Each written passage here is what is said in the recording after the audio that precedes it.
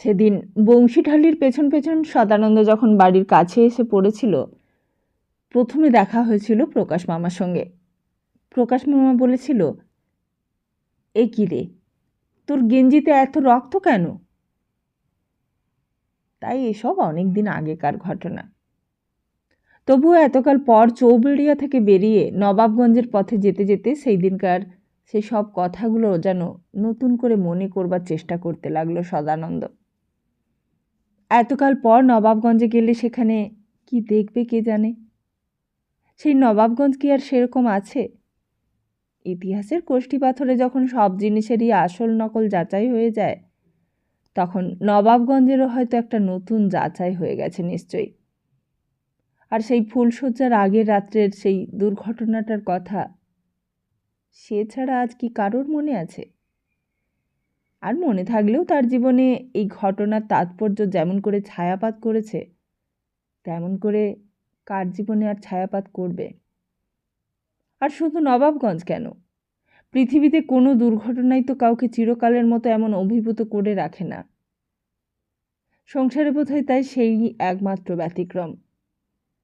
সে তো আর সকলের মতো সুখে স্বাচ্ছন্দ্যে স্ত্রী পুত্র সংসার নিয়ে আপোষ করে চললেই পারত। কেন তবে সব থাকতেও সে এই চৌবেড়িয়ার অতিথিশালায় অজ্ঞাতবাসের দুর্ভোগ সইছে? নমস্কার, আমরা শুনছি কথাশিল্পী বিমল মিত্রের লেখা উপন্যাস আসামি হাজির। আসুন শুনে নিই আজকের পর্বটি। শ্রোতা বন্ধুদের জন্য আমার অনুরোধ রইল, যারা প্রথম এই চ্যানেলে এসেছেন চ্যানেলটিকে সাবস্ক্রাইব করে পাশে থাকুন, আর কমেন্ট করে জানান গল্প কেমন লাগছে। আসুন শুনে নিই আজকের পর্ব। তা পরের দিন কেষ্টগঞ্জ থেকে পুলিশ এসে সে কথাটাই জিজ্ঞেস করেছিল। বলেছিল, আপনি কেমন করে বুঝলেন যে এখানে খুন হয়েছিল? খুন হলে তো রক্তের দাগ থাকবে। সদানন্দ বললে, কিন্তু আমার গেঞ্জিতে রক্তের দাগ লেগে রয়েছে, আমার কাপড়ে রক্তের দাগ লেগে রয়েছে, আমার হাতে তখনও রক্তের দাগ লেগেছিল, সে দাগ সবাই দেখেছে। পুলিশের দারোগাবাবু তার আগেই কর্তাবাবুর সঙ্গে দরজা বন্ধ ঘরের মধ্যে আধ ঘন্টারও বেশি কথাবার্তা চালিয়েছেন। সদানন্দ জানতই না ফায়সালা যা হবার তা সেখানেই সব কিছু হয়ে গেছে। এসব ব্যাপারে ফায়সালার জন্য কর্তাবাবুর সিন্দুকের ভেতরে সব সময় মশলা মজুদ থাকে, আর সেই মশলা দিয়েই নরনারায়ণ চৌধুরী এতদিন রাজত্ব করে এসেছেন। প্রতিপত্তি, প্রতিষ্ঠা, প্রতাপ সব কিছুই কায়েম করে সকলের মাথার ওপর বসে আছেন। আর শুধু পুলিশের দারোগাই কেন, কোর্টের জজ থেকে শুরু করে আদালতের পেয়াদা পর্যন্ত ওই মশলার জোরেই তার কাছে মাথা নিচু করেছে। তাই কেষ্টগঞ্জের দারোগার কানে সেদিন সদানন্দের কথাগুলো ভালো লাগেনি। দারোগাবাবু জিজ্ঞেস করেছিল, কিন্তু কাকে খুন করা হয়েছে? সদানন্দ বলেছিল, কালীগঞ্জের বউকে, কালীগঞ্জের জমিদারের বিধবা স্ত্রী। কিন্তু তাকে তো নিমন্ত্রণ করা হয়নি, তিনি কেন ফুলশয্যার আগের দিন বিনা নিমন্ত্রণে আসতে যাবেন? সদানন্দ বলেছিল, তাই যদি হয় তাহলে তিনি গেলেন কোথায়? কালীগঞ্জেও তো তিনি নেই, আর তিনি তো কালীগঞ্জে ফিরেও যাননি। তার পালকি বেহারাদেরও তো খুঁজে পাওয়া যাচ্ছে না, এমনকি তার পালকিটাও কোথাও নেই। সত্যি এই বড় আশ্চর্য কাণ্ড। কালকে যেই মানুষটাকে সবাই দেখেছিল একখানা শাড়ি নিয়ে সে নতুন বউকে আশীর্বাদ করে গেছে, সেই মানুষটা এমন করে অদৃশ্য হলোই বা কি করে? আর এমনকি তার পালকিটা পর্যন্ত রাতারাতি অদৃশ্য হয়ে গেল। কিন্তু সাক্ষ্য দেবার সময় সবাই বললে, কই, আমি তো পালকি দেখিনি। দারোগাবাবু বারবার সবাইকে জিজ্ঞেস করলেন, আপনারা কেউই দেখেননি কালীগঞ্জের বউকে? সবাই এক বাক্যে বললে, আগে না, আমাদের কাজকর্ম ছিল, ও কারো দিকে দেখবার মতো সময় ছিল না তখন। আর আপনি আপনি দেখেছেন? আপনি তো সদরে দাঁড়িয়ে শামিয়ানা খাটাচ্ছিলেন। প্রকাশ মামা তখন কাজের শেষ হয়নি।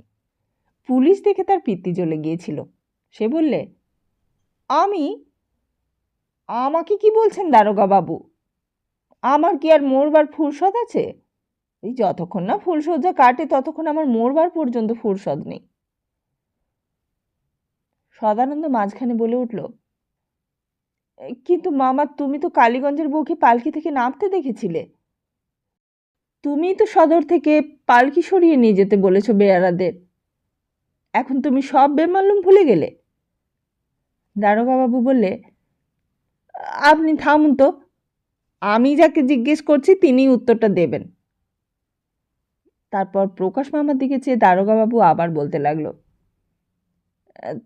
তারপর কখন আপনার শামিয়ানা খাটানো শেষ হলো? প্রকাশ মামা বললে, এই ধরুন তখন মাঝরাত্রির। তখনও কি কিছু সন্দেহ করেছিলেন যে এই বাড়িতে কেউ খুন হয়েছে? প্রকাশ মামা বললে, রামও, তা সে সন্দেহ করতেই বা যাব কেন? ওই আমার ভাগ্নেই কেবল সকলকে বলে বেড়াতে লাগলো, কালীগঞ্জের বউ কোথায় গেল, কালীগঞ্জের বউ কোথায় গেল। তা আমি বললুম, কালীগঞ্জের বউ কোথায় আবার যাবে, কালীগঞ্জেই আছে। কিন্তু কিছুতেই শুনবে না। তা শেষ পর্যন্ত সেই রাত্রিরেই আমার ভাগ্নে কালীগঞ্জে গেল। গিয়ে যখন ফিরে এলো তখন আমার ঘড়িতে ওই প্রায় রাত 1টা। সেখানেও নেই। তখন পাগলের মতন ছটফট করতে লাগলো। আর তখন আমি বললুম, তা এতই যদি তোর সন্দেহ তাহলে পুলিশে খবর দে না। আর আমার কথাতেই তখন ও আপনার কাছে গেল। তাহলে আপনি বলতে চান এই বাড়িতে কেউ খুন হয়নি? প্রকাশ মামা বললে, তাহলে তো আমি আগে জানতে পারতুম। তখন তো সকলের আগে আমি আপনাকে গিয়ে খবরটা দিতুম। তা পুলিশের কাজ বড় নিখুঁত, বিশেষ করে কেষ্টগঞ্জের পুলিশের। তারা নবাবগঞ্জের নরনারায়ণ চৌধুরীর কোনো কাজেই কোনোদিনই খুঁত পায়নি। আর এর আগেও নবাবগঞ্জে যতবার লাঠিবাজি হয়েছে, জমি দখল হয়েছে, বিশেষ করে সেই যেইবার 12 তলায় অশ্বত্থ গাছের ডালে কপিল পায়রা পোড়া গলায় দড়ি দিয়েছিল, কোনোবারেই কেষ্টগঞ্জের দারোগারা কোথাও কোনো খুঁতি খুঁজে পায়নি। প্রত্যেকবারেই নবাবগঞ্জে এসেছে। এসে কর্তাবাবুর দোতলার দরজা বন্ধ ঘরে বসে নিরিবিলিতে সব মামলার ফায়সালা হয়ে গেছে। কোর্ট পর্যন্ত আর সেই সব গড়ায়নি। আর আশ্চর্য ওই বংশী ঢালির দল, তাদেরও যেন কোনো যুগে শাস্তি হতে নেই। তারা যেমন সেই ইতিহাসের আদি যুগে ছিল তেমনি এখনো আছে, আবার সুদূর ভবিষ্যতেও তারা থাকবে। তাদের জন্য পেনাল কোড তৈরি হয়েছে, থানা, পুলিশ, কোর্ট কাছারির সবের ব্যবস্থা হয়েছে, জজ ম্যাজিস্ট্রেটদের মোটা মাইনে দিয়ে পোষা হয়েছে। তবুও তারা নিঃশেষ হয়নি। তাদের বংশ বেড়েই চলেছে বরাবর। আর এই যে কেমন করে সম্ভব হয় তা হয়তো ওই নরনারায়ণ চৌধুরীরাই একমাত্র বলতে পারেন। আর বলতে পারেন তাদের সিন্দুকের টাকা। আর টাকা তো আর মানুষ নয়, আর টাকার মুখও নেই, তাই হয়তো সেই মুখের ভাষাও নেই। যদি ভাষা থাকতো তাহলে বলতো, আমি সব, আমি সৃষ্টি, আমি স্থিতি, আমি প্রলয়, একাধারে আমি নরনারায়ণ চৌধুরী, আমি বংশীঢালি, আবার আমিই পুলিশ, উকিল, জজ, আসামি, ফারিয়াদি, সব কিছু আমি। সুতরাং আমাকেই তোমরা মনে প্রাণে ভজনা করো। আর সেই জন্যই সেই দিন বংশীঢালির ভয় ছিল না। খোকাবাবু যখন কালীগঞ্জের বউকে সারা বাড়িতে খুঁজে বেড়াচ্ছে তখন বংশীঢালিরা গা ঢাকা দিয়ে আতা গাছের অন্ধকারে চণ্ডী মণ্ডপের দরজায় তালা আবার খুলে দিয়েছে। তাদের সব কাজ পাকা হাতের কাজ। আগেরবারে তাড়াতাড়িতে কাজটা কেচে গিয়েছিল, তাই খোকাবাবুর গেঞ্জিতে ধুতিতে রক্ত লেগে গিয়েছিল। এবার আর তা নয়। এবার সমস্ত ঘরের মেঝে, দেওয়াল, দরজা, জানালা জল দিয়ে ধুয়ে একেবারে সাফ করে ফেললে। আর তারপর সেই চণ্ডী মণ্ডপের খিড়কি দিয়ে লাশটা নিয়ে উধাও হয়ে গেল একদল। আর গেল পালকি বেহারাদের অদৃশ্য করতে। বেহারারা তখনও সদরের সামনে মা জননীর জন্য হাপিত্যেশ করে দাঁড়িয়েছিল। একজন কাছে গিয়ে বললে, তা হ্যাঁ গো, কালীগঞ্জের লোক এখানে কারা? দুলাল বললে, আমরা গো বাবু, আমরা। লোকটা বললে, আরে তোমাদেরই তো খুঁজছি, এতক্ষণ তোমাদের খুঁজে খুঁজে হায়রান। তোমরা বারবারই উঠোনে ছিলে, তোমাদেরকে আবার বাইরে আসতে কে বললে? আগে একজন বাবু মশাই তো আমাদের এখানে দাঁড়াতে বললেন, আমাদের জন্য তার কাজের অসুবিধে হচ্ছিল। কি মুশকিল দেখো দেখিনি, আর এদিকে মা জননী তোমাদের খুঁজে খুঁজে মরছে। খুব লোক যা হোক তোমরা। তা মা জননী কোথায়?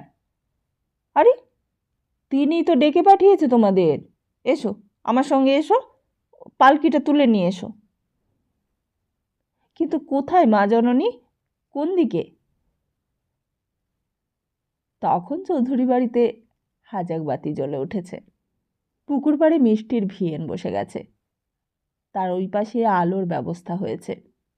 মাছ মাংস কাটা হচ্ছে, আর একদিকে লোহার কড়ায় গরম ঘিয়ের ওপর ময়দার লুচিগুলো ফোসকার মতো ফুলে ফুলে উঠছে।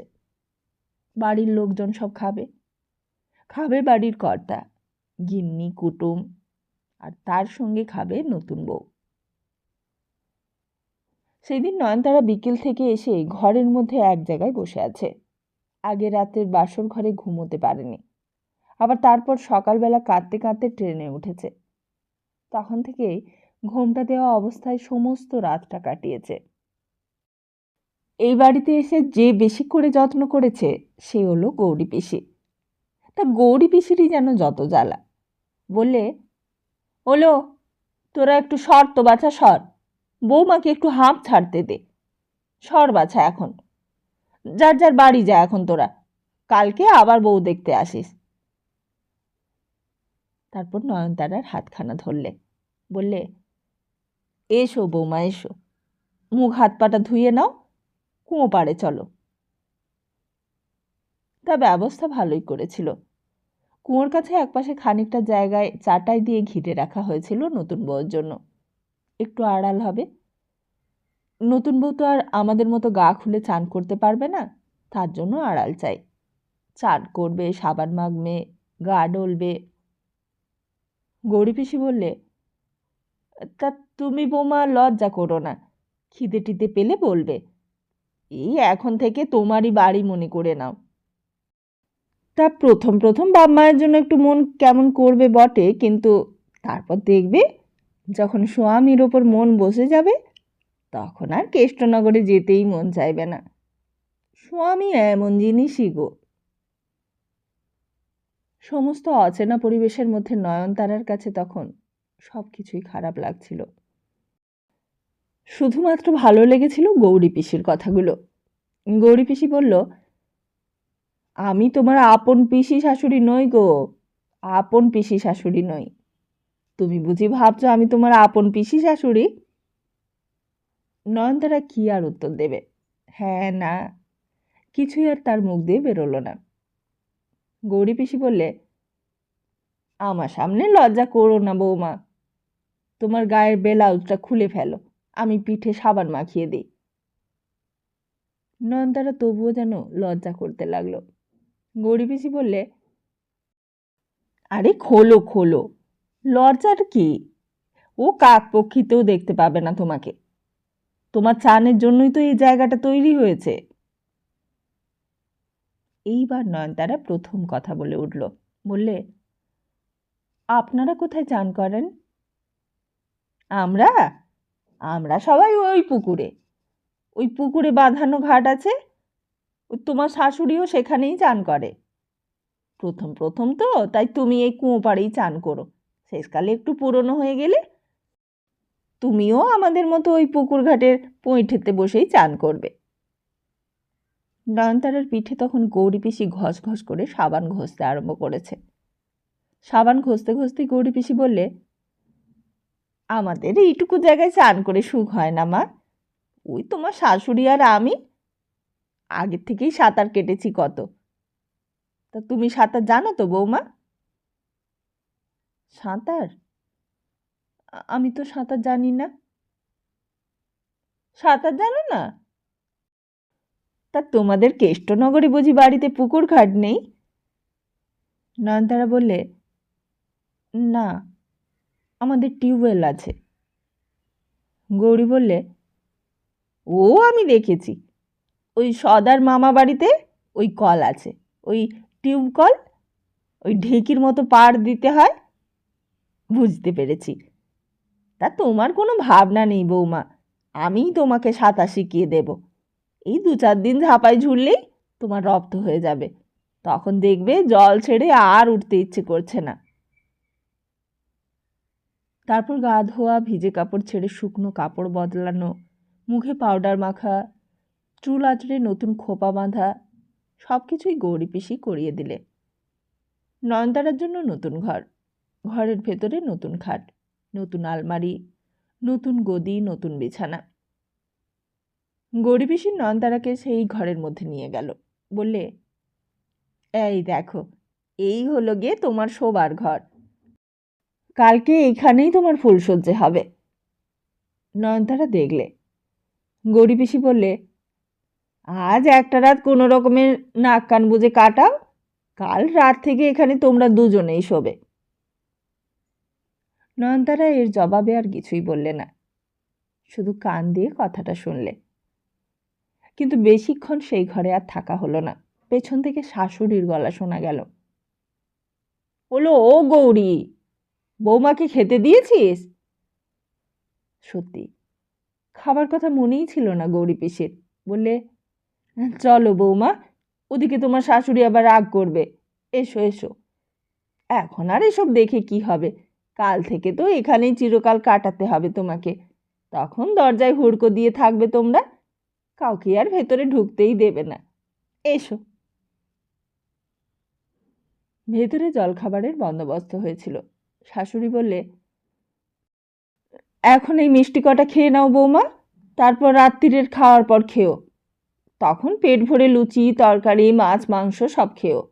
গৌরী, ঠান্ডা জল দে বাছা বৌমাকে। মিষ্টিগুলোর দিকে চেয়ে নয়নতারা ভাবছিল, অতগুলো খাবে কি করে। হঠাৎই বাইরে যেন কিসের আওয়াজ হলো। মুখটা তুলতেই হঠাৎ চোখে পড়ে গেল, চোখে পড়ে যাওয়াতেই ঘুমটাটা টেনে দিলে। সদানন্দ। সদানন্দ ভেতরে এসে নয়নতারাকে দেখে প্রথমে একটু দাঁড়ালো, তারপর ডাকলে, মা, মা কোথায়?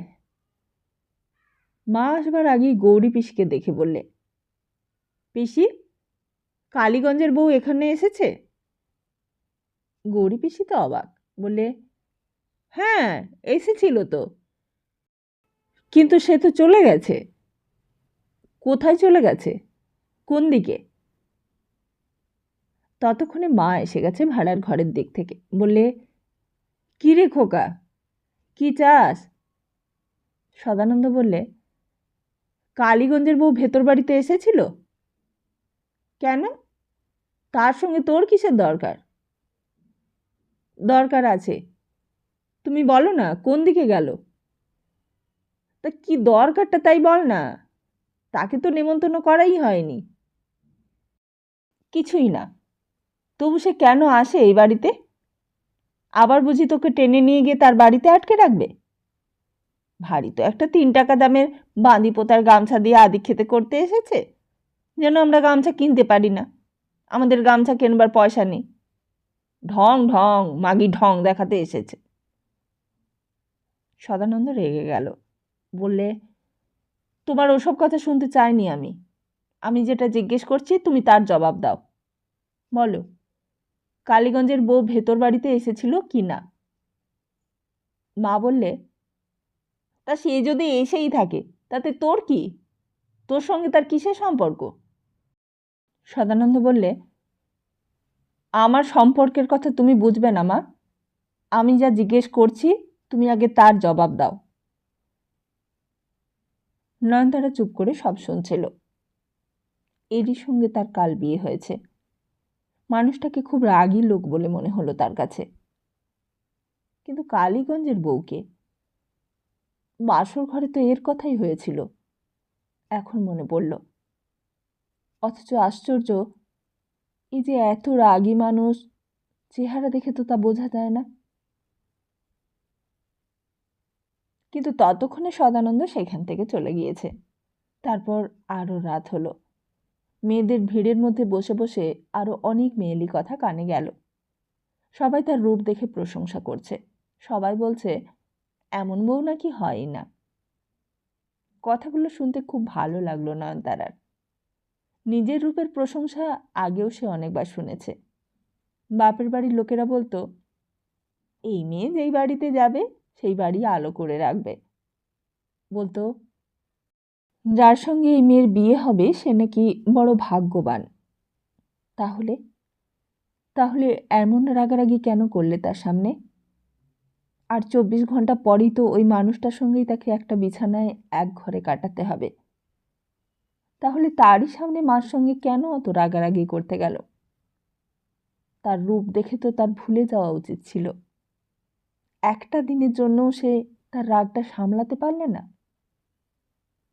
তাহলে কিরকম চরিত্রের মানুষও? আর তারপর সবাই খেতে বসলো। তাদের মধ্যে নয়নতারাও খেতে বসেছে। খেতে খেতে কত লোকের কত কথা, সমস্তই তার কানে এলো।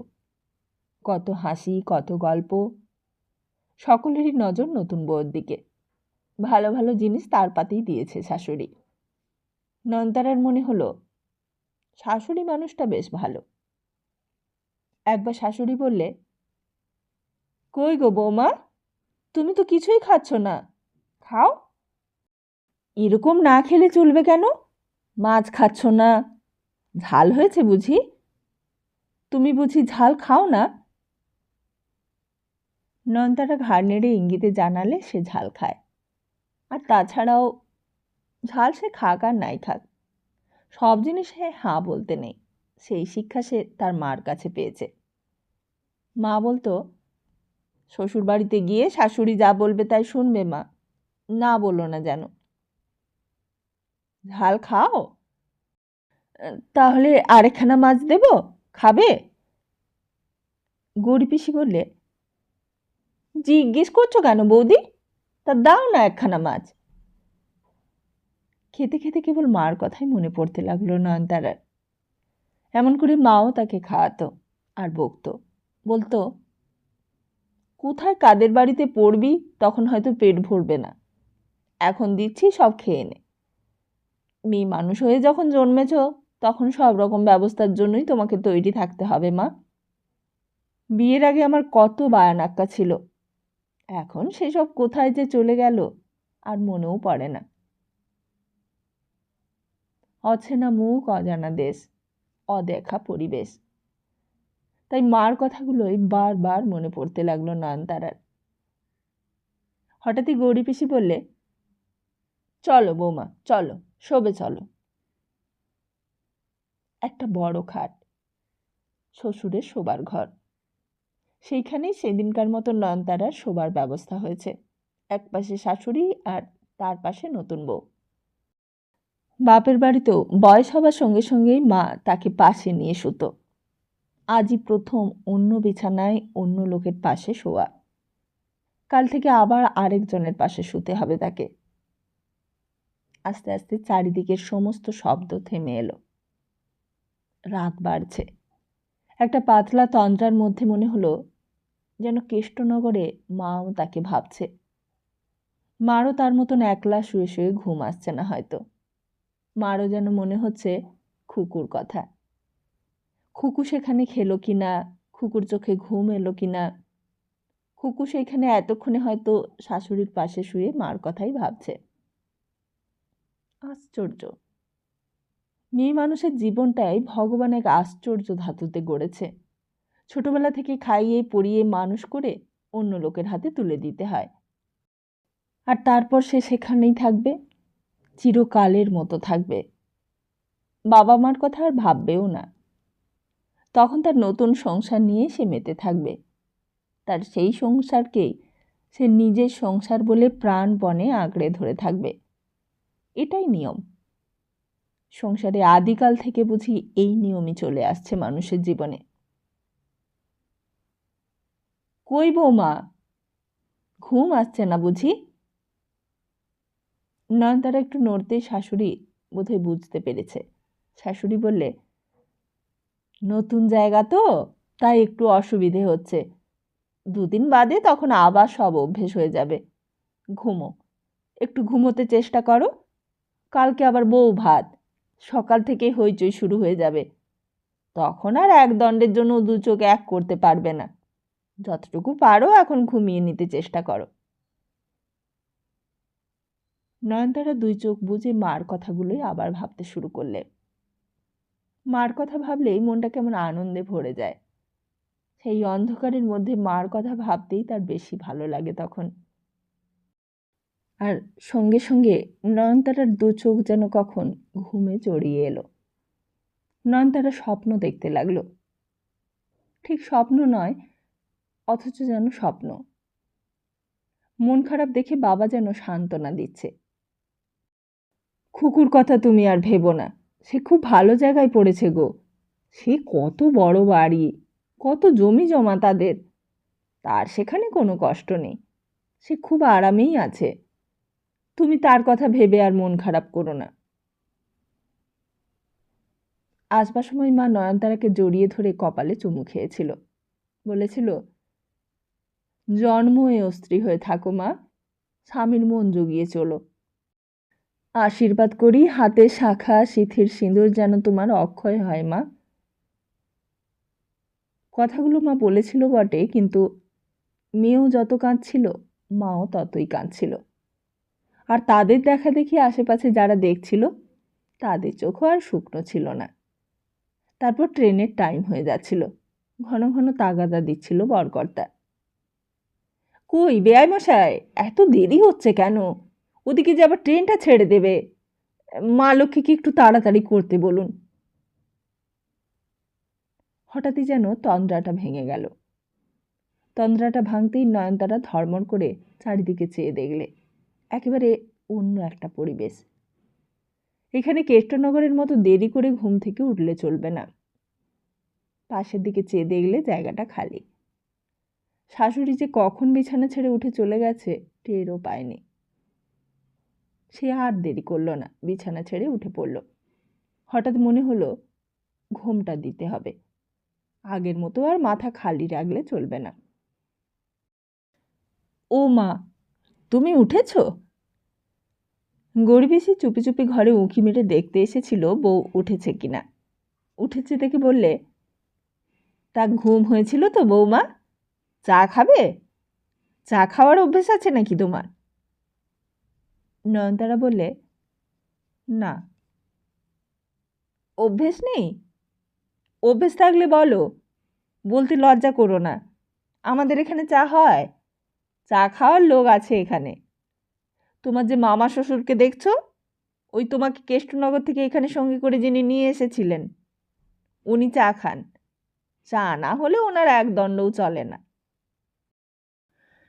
বাড়িটাতে তখন আবার লোকজনের গোলমাল শুরু হয়ে গেছে। আজ বউ ভাত, বিকেলের পর থেকেই লোকজনের আসা শুরু হয়ে যাবে। তার জন্য চারিদিকে ম্যারাপ বাঁধা হয়ে গেছে। তারপর কেষ্টনগর থেকে বাবা ফুলসজ্জের তত্ত্ব পাঠাবে। বিপিন আসবে, তার কাছ থেকে মা বাবার খবরটা পাওয়া যাবে। হয়তো মা বাবাও আসতে পারে। এখন থেকে সারা দিন আর বিশ্রাম নেই কারোর। নাও নাও বৌমা, কুয়োপাড়ে জল দিয়েছে, কাপড় চোপড়টা নিয়ে যাও, চান করতে হবে। চলো, আমি সব দেখিয়ে দিচ্ছি কোন শাড়িটা পরবে তুমি। সকালবেলা এই বাড়িটার আবার অন্যরকম চেহারা। কাল রাত্রে এখানকার অন্য চেহারা সে দেখেছে। তখন চারিদিকের এই গাছপালা, বাগান, পুকুর দেখে কেমন যেন জঙ্গল জঙ্গল মনে হয়েছিল তার কাছে। আর আজ রোদ উঠবার পর সব যেন ধুয়ে মুছে পরিষ্কার হয়ে গেছে। সব কিছুই যেন তার কাছে ভালো লাগতে শুরু করলো। ওদিকে ততক্ষণে গ্রাম থেকে আরও কজন বৌঝি তাকে দেখতে এসেছে। কাল সন্ধেবেলা যারা আসতে পারেনি তারা আজ দিনের আলোয় নতুন বউকে দেখবে। গরিব গ্রামের বৌঝি সব, খালি গা খালি পা। জমিদার বাড়ি নতুন বউকে তারা দূর থেকে একবার শুধু দেখে যাবে, আর তারপর সন্ধেবেলা এসে পাতা পেতে পেট ভরে খাবার খাবে আর ছাঁদা বেঁধে নিয়ে যাবে। হঠাৎই কে যেন একজন দৌড়ে দৌড়ে ভেতরে এলো।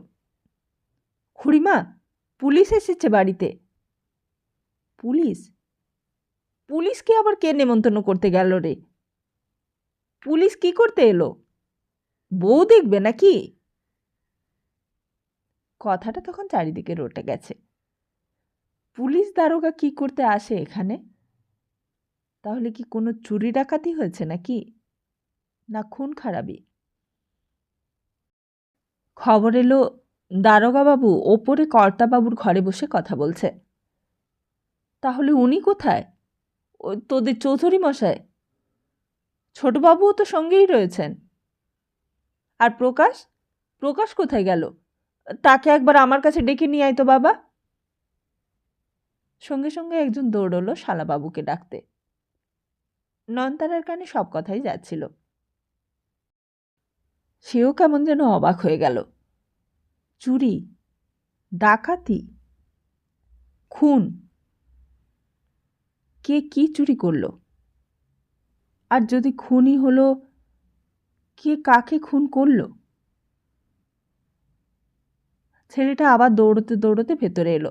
শাশুড়ি জিজ্ঞেস করলে, কি রে, প্রকাশ কি বলল? আসছে? হ্যাঁ খুড়িমা, শুনলাম নাকি এখানে খুন হয়েছে, তাই পুলিশ এসেছে। খুন? নয়নতারার মাথাটা এক মুহূর্তে যেন বো বো করে ঘুরে উঠল। খুন? এখানে আবার খুন কখন হলো? আর কে খুন হলো? কে খুন করলো? কাকে খুন করলো? নতুন জায়গায় এসে নতুন পরিবেশে কেমন যেন ভয় করতে লাগলো। এই কেমন বাড়িতে বিয়ে হলো তার? বিয়ের পরের দিনই খুন? গৌরী পিসির সামনে দিয়ে যেতেই নয়নতারা তাকে ডাকলে। পিসিমা, শুনলাম নাকি পুলিশ এসেছে, শুনলাম নাকি কেউ খুন হয়েছে। গৌরী পিসি কথাটা হেসেই উড়িয়ে দিলে, বললে, কে জানে বৌমা কে খুন হয়েছে, কার কপাল পুড়েছে। নয়নতারা তবুও ছাড়লে না, বললে, ওই যে কে যেন এসে বলে গেল, তুমি শোনোনি? গৌরী পিসি বললে, আমার কি আর অত শোনবার সময় আছে বৌমা? যত ঝক্কি সব আমার ঘাড়েই চাপিয়েছে সবাই। তুমি ও নিয়ে মাথা ঘামিও না বৌমা। ওসব ভাববার অনেক লোক আছে এই বাড়িতে। ওই খানিক পরেই ফুলসজ্জের তত্ত্ব আসবে, তাদের খাওয়া দাওয়ার বন্দোবস্ত করতে হবে। তারপর গা শুদ্ধ নেমন্তন্ন হয়েছে, তাদের ঝামেলাও সব আমাকেই পোয়াতে হবে। এই বলতে বলতে আবার কোন দিকে যেন অদৃশ্য হয়ে গেল গৌরী পিসি। বাড়ির ভেতরে তখন তুমুল কাজের ব্যস্ততা। কারুর যেন কোনো সময় নেই। শুধু কয়েকজন গ্রামের বৌঝি, গিন্নি বান্নি মানুষ, তারা মুখের দিকে হাঁ করে চেয়ে আছে নতুন বউয়ের। যেন এক আজব বস্তুর সন্ধান পেয়েছে তারা নয়নতারার মধ্যে। যেন নয়নতারা তাদের মতো মেয়ে মানুষ নয়, যেন নয়নতারা অন্য জগতের জীব। তারা তার শাড়ি দেখছে, গয়না দেখছে, গায়ের রং দেখছে, মাথার খোঁপা দেখছে। চোখে চোখ রেখে নয়নতারাকে গিলতে চাইছে সবাই। আর হঠাৎই সেই মানুষটার গলা শোনা গেল, মা, মা, মা কোথায়? নয়নতারা মাথার ঘোমটাটা আরো বড় করে নিচের দিকে টেনে দিলে। জীবনের সঙ্গে মৃত্যুর একটা সহজ সম্পর্ক থাকে, আমরা তা স্বীকার করি কিংবা না করি। একদিন সদানন্দের জন্ম হয়েছিল এই বাড়িতে। সেই দিন এখানে উৎসব হয়েছিল বেশ ঘটা করে। ওই দাদুই সেদিন একটা সোনার হার দিয়ে নাকি নাতির মুখ দেখেছিল। রানাঘাট থেকে মামলার শুনানি ছেড়ে নবাবগঞ্জে চলে এসেছিল। ভেবেছিল এই জন্ম, এই আবির্ভাব এক শুভ সূচনার। নিজের বংশকে চিরকালের মতো সুপ্রতিষ্ঠিত করতেই এই জন্ম। কিন্তু সেদিনকার সেই শুভ সূচনাকে এই এতদিন পর এই হত্যা দিয়ে, মৃত্যু দিয়ে কেন অভিষিক্ত করতে হলো? এও কি সদানন্দের জীবনের ক্রমবিকাশের পক্ষে এতই অপরিহার্য ছিল? কে জানে, নইলে হয়তো সদানন্দের জীবনটা এমন হতো না। সদানন্দ হয়তো আর 5 জনের মতোই এই নবাবগঞ্জের বংশধর হয়ে দাদু আর চৌধুরী মশাইয়ের মতো প্রজাখাতক আর সেরেস্তার কাগজপত্রের মধ্যেই জীবনটা কাটিয়ে দিত। তাই সেই দিন যখন চৌধুরী বাড়িতে সবাই বৌভাতের উৎসব অনুষ্ঠানের আয়োজনে হিমশিম খেয়েছে, মরেছে, তখন সদানন্দ একবার কালীগঞ্জ আর একবার থানা পুলিশ নিয়ে ব্যস্ত হয়ে আকাশ পাতাল পরিশ্রম করে বেড়াচ্ছিল। কিন্তু দারোগাবাবু কোথাও কিছু খুঁজে পেলেন না। আতাগাছের তলায় চণ্ডীমণ্ডপের পেছনে বংশীঢালির যে আস্তানা ছিল, সেখানেও সরে জমিনে তদন্ত হলো, কিন্তু সেখানেও সব কিছুই স্বাভাবিক, কোথাও কোনো ব্যতিক্রম নেই। অথচ এখানেই কাল মেয়ে মানুষের গলার আর্তনাদ শুনতে পেয়েছিল সদানন্দ। অন্ধকারের মধ্যে অবশ্য স্পষ্ট করে কিছু দেখতে পায়নি, কিন্তু তার মনে হয়েছিল যেন কেউ কাউকে সেইখানে খুন করে ফেলে রেখেছে। তখনও যেন মানুষটা পুরোপুরি জ্ঞান হারায়নি, তখনও যেন চেষ্টা করলেও তাকে বাঁচানো যেত। আর সেখানেই তার হাতে আর গেঞ্জিতে রক্তের ছাপ লেগেছিল। দারোগাবাবু বললেন, কিন্তু আমি তো কিছুই অস্বাভাবিক দেখছি না এখানে। বংশীঢালিকেও জেরা করল দারোগাবাবু। বংশীঢালি বললে, আগে হুজুর, আমি তো রাত্রিরে এখানেই শুয়েছি, আমার হাতে পায়ে তো রক্তের দাগ লাগেনি। তাহলে সদানন্দবাবুর গেঞ্জিতে রক্তের দাগ কোত্থেকে এলো? তা আমি কি করে জানবো হুজুর? বাড়িতে আর কোথাও কি মাছ মাংস কাটা হয়েছিল? হ্যাঁ হুজুর, ওই বাড়িতে অনেক লোক খাবে কি না, ওই খোকাবাবু সেইখানে গিয়েছিলেন, হয়তো সেখানেই রক্ত লেগে থাকবে। আর শুধু বংশীঢালি নয়, প্রকাশ মামাও সেই একই কথা বললে। সদানন্দ বললে, তাই যদি হবে দারোগাবাবু, তাহলে কালীগঞ্জের বউ কোথায় গেল? কালীগঞ্জে আমি কাল রাত্রিরেই গিয়েছিলুম, সেখানে তো তিনি ফিরে যাননি, আর সঙ্গের পালকি বেহারারাও ফিরে যায়নি কেউ। তাহলে কালীগঞ্জের বউ কোথায় গেল? তারা সবাই কোথায় গেল? দারোগাবাবু বললে, সেই এনকোয়ারি করবে কালীগঞ্জের দারোগা, কালীগঞ্জটা আমার এখতিয়ারের মধ্যে নেই। তাহলে তাহলে একটা লোক খুন হয়ে যাবে আর আপনারা কেউ তার কোনো প্রতিকার করবেন না? একজন নির্দোষ মানুষ অকারণে তার প্রাণ হারাবে। আপনি তাহলে একবার নিজেই চলুন কালীগঞ্জে, নিজে সেখানে গিয়ে একবার এনকোয়ারি করুন। কিন্তু সদানন্দ তখন জানত না যে পাপেরও শেকড় থাকে।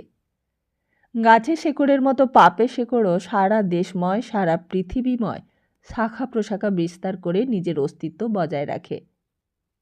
আরও জানত না, যে দারোগা নবাবগঞ্জের খুনের তদন্ত করতে এসে কোনো খুঁত পায় না, কালীগঞ্জে দারোগার চরিত্রেও এই দারোগার পাপের রক্ত তার শেকড়ের শাখা বিস্তার করে রেখেছে। বংশীঢালিদের পাপ আবিষ্কার করে এমন সাধ্য শুধু নবাবগঞ্জের দারোগার কেন, পৃথিবীর কোনো গঞ্জের দারোগারই বুঝি নেই। কিন্তু তবুও হাল ছাড়বার পাত্র নয় সদানন্দ। তবুও সদানন্দ বললে, না, আমি তাহলে কালীগঞ্জের দারোগার থানায় যাই। প্রকাশ মামা বললে, তুই কি সত্যি পাগল হলি সদা? সদানন্দ বললে, পাগল আমি নাকি তোমরা? তোমরা সবাই পাগল, আর শুধু পাগল নয়, তোমরা শয়তান। কথাটা বলেই সদানন্দ বাইরে চলে যাচ্ছিল। প্রকাশ মামা তাকে ধরে ফেললে, বললে, কোথায় চললি তুই? কালীগঞ্জে। প্রকাশ মামা বলে উঠল, কালীগঞ্জে যাবি?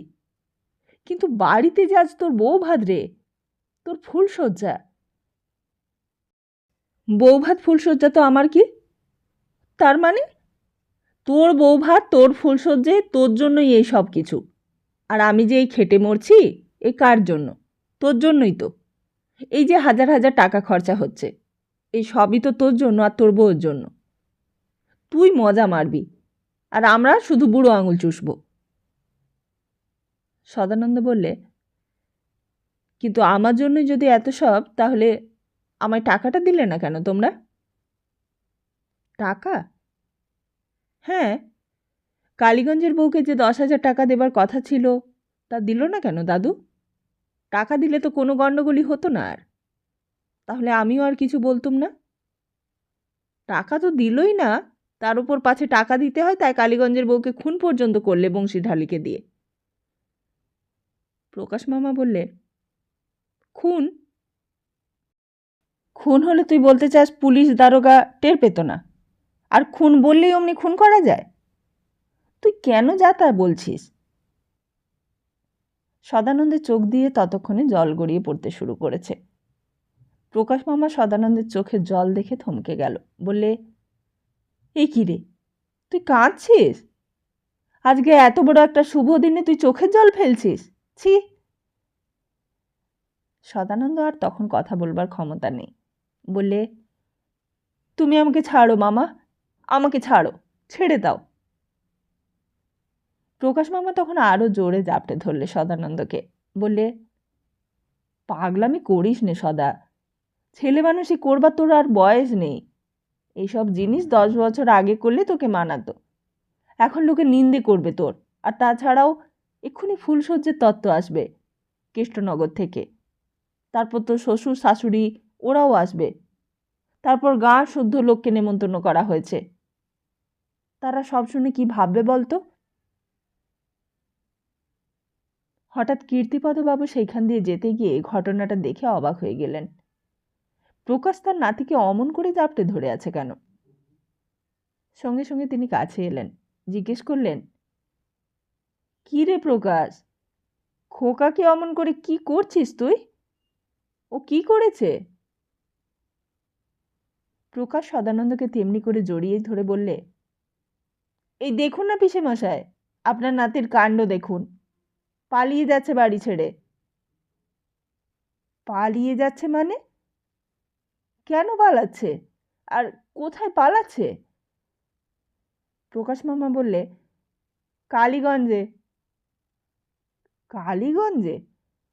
কালীগঞ্জে কার কাছে? আচ্ছা, ব্যাপারটা কি বলতো রে প্রকাশ? কাল থেকে কালীগঞ্জের বউয়ের কথা শুনছি। তা কে এসে? আমি তো কিছুই বুঝতে পারছি না।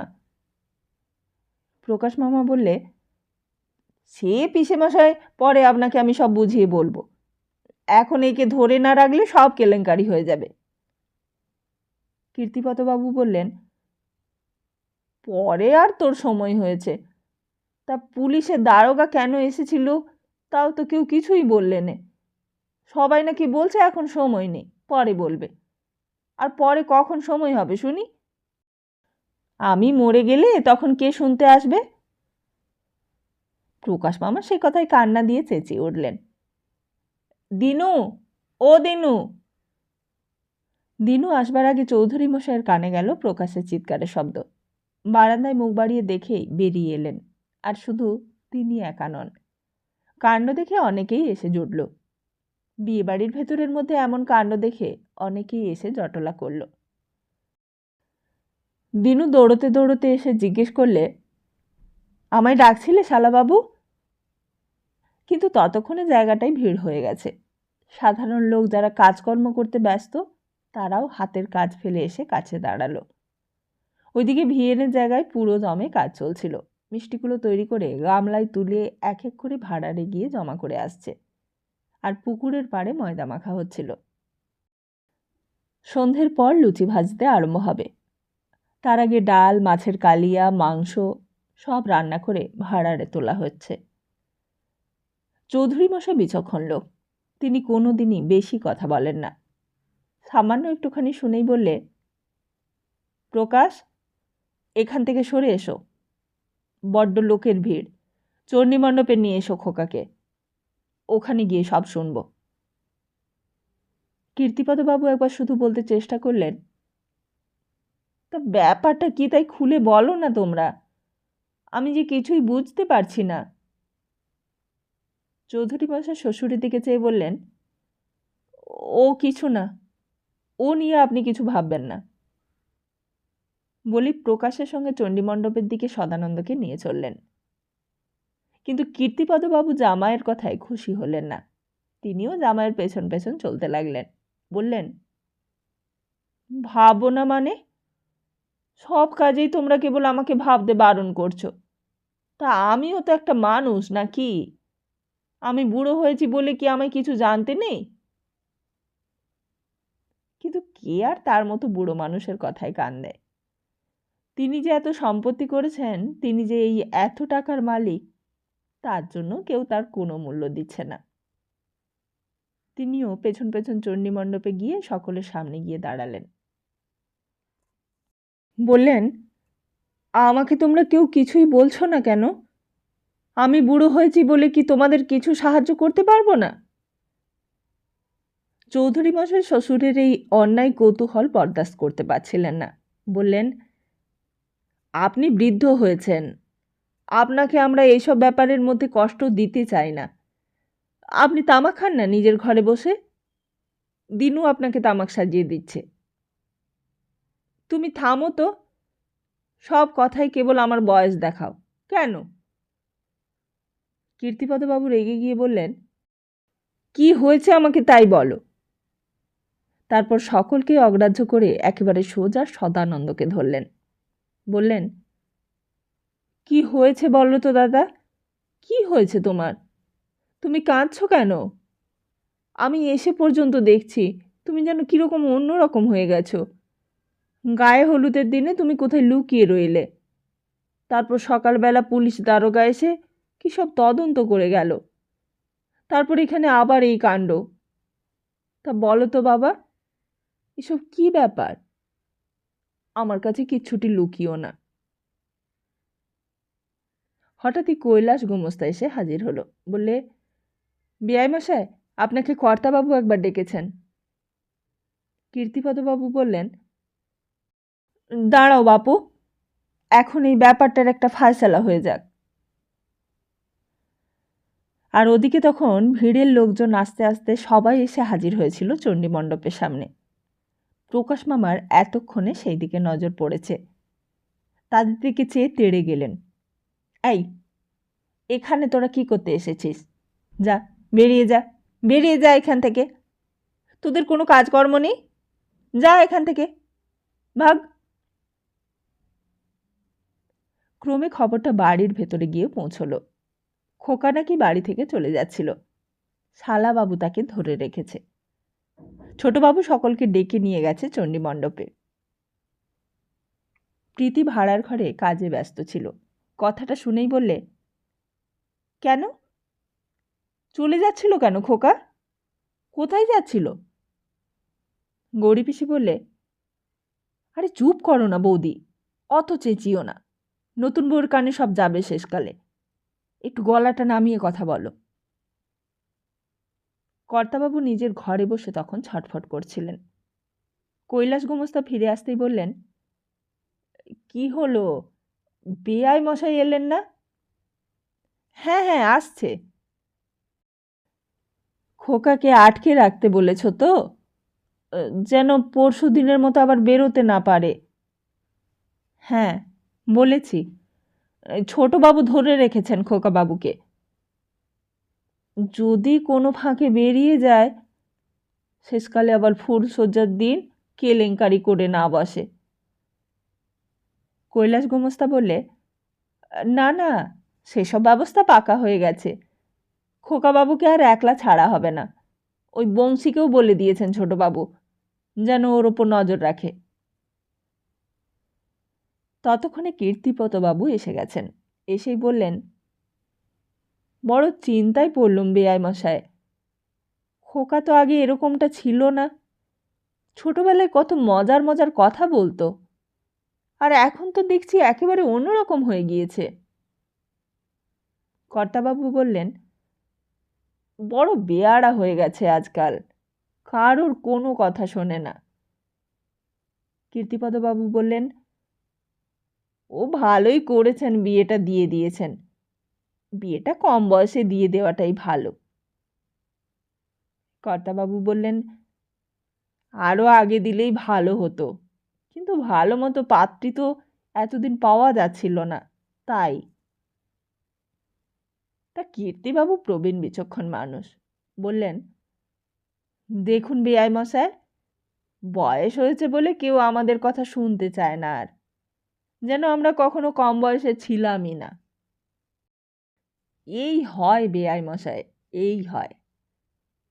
কর্তাবাবু বললেন, ওসব আর ভাববেন না বেআই মশাই, আমাদের যুগ চলে গেছে, আমরা এখন বাতিলের দলে। কীর্তিপদবাবু বললেন, কিন্তু ব্যাপারটা কি বলুন তো, খোকা ওরকম বেয়াড়া হলো কেন? আর কালীগঞ্জের বউ কে? তার কি হয়েছে? কর্তাবাবু বললেন, পাগলের কথার কি আর কোনো মানে আছে? ওই কথাই বলে না, পাগলে কি না বলে, ছাগলে কি না খায়। আপনি তামাক খান। কৈলাস, বেআই মশাইকে তামাক দিতে বলো। কিন্তু এই প্রসঙ্গ আর বেশিক্ষণ চলল না। কথার মধ্যে বাধা পড়ল। হঠাৎ নিচের থেকে শাঁখ বাজার আওয়াজ শুরু হলো। ওই ওই বুঝি ফুলশয্যের তত্ত্ব এসেছে কেষ্টনগর থেকে। কৈলাস, যাও যাও, গিয়ে দেখে এসো। সত্যি তখন একতলায় হই হই ব্যাপার। বিপিনই ফুলশয্যার তত্ত্ব নিয়ে এসেছে দলের মাথা হয়ে। অনেক দূর থেকে তত্ত্ব এসেছে।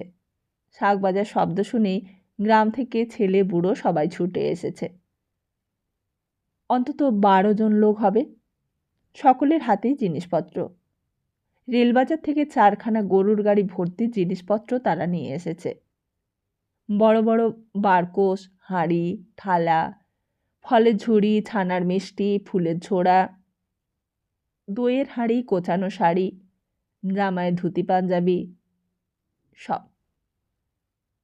ঠাকুর, কড়াই লুচি ছেড়ে দাও, 12 জন লোকের মতো একসঙ্গে সবাই খেতে বসবে। ভেতর বাড়িতেও সাজো সাজো রব পড়ে গেল।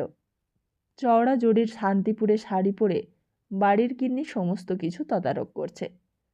আশেপাশের বাড়ি থেকে পাড়ার বুড়ি, গিন্নিবান্নি মানুষেরা এসে পরামর্শ দিচ্ছে। কেউ পান সাজতে বসেছে, কেউ তরকারি করছে। বেহারিবালের বউ কদিন থেকেই আসছে। বিয়েবাড়ির কাজকর্ম করে দিয়ে অনেক রাত্রে আবার নিজের বাড়ি চলে যায়। সেই দিন বললে, তা হ্যাঁ বৌমা, সদার নাকি কি একটা হয়েছে? প্রীতি বললে, কি আবার হবে মাসিমা? কই, সদার তো কিছুই হয়নি।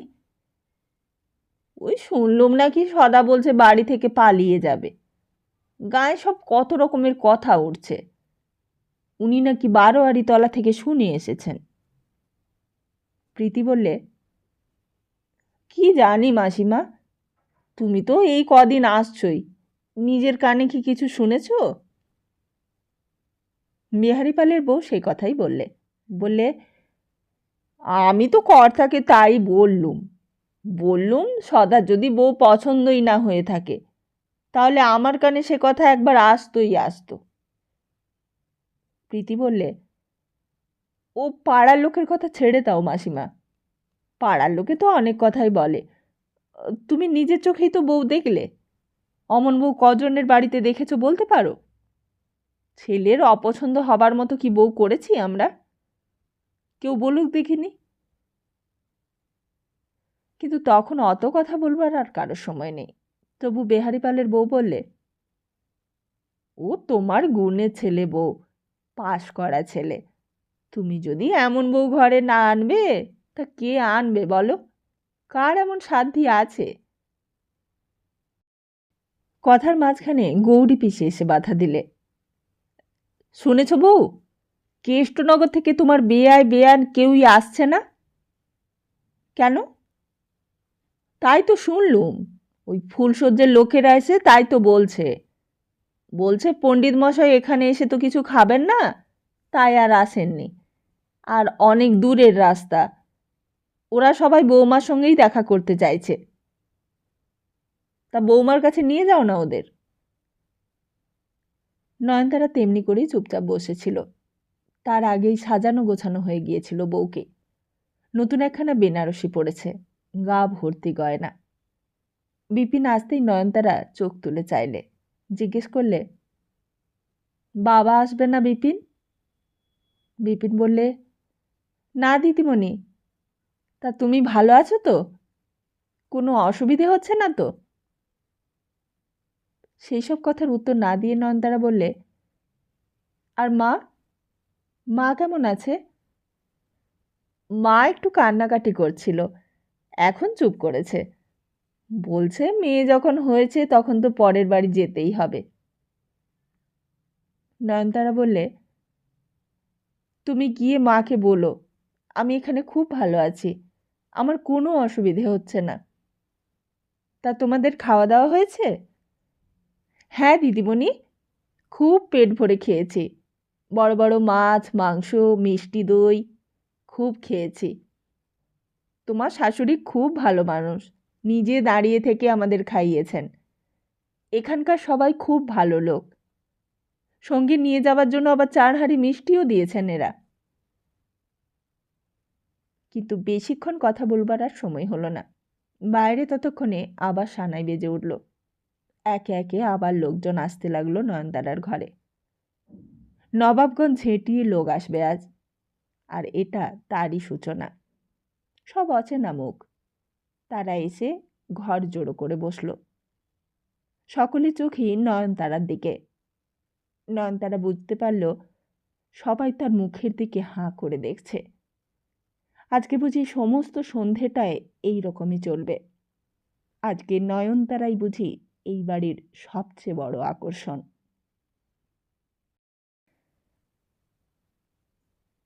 তাহলে আজকের মতো এখানেই শেষ করছি, আর ফিরছি খুব তাড়াতাড়ি আগামী পর্ব নিয়ে। শুনতে হবে তো। নয়নতারার রূপ সবাইকে আকর্ষণ করতে পারলেও সদানন্দ নামক ওই ছেলেটিকে আকর্ষণ করতে পেরেছিল কিনা। তাহলে সবাই ভালো থাকুন, সুস্থ থাকুন, আর সবাইকে ভালো রাখুন। নমস্কার।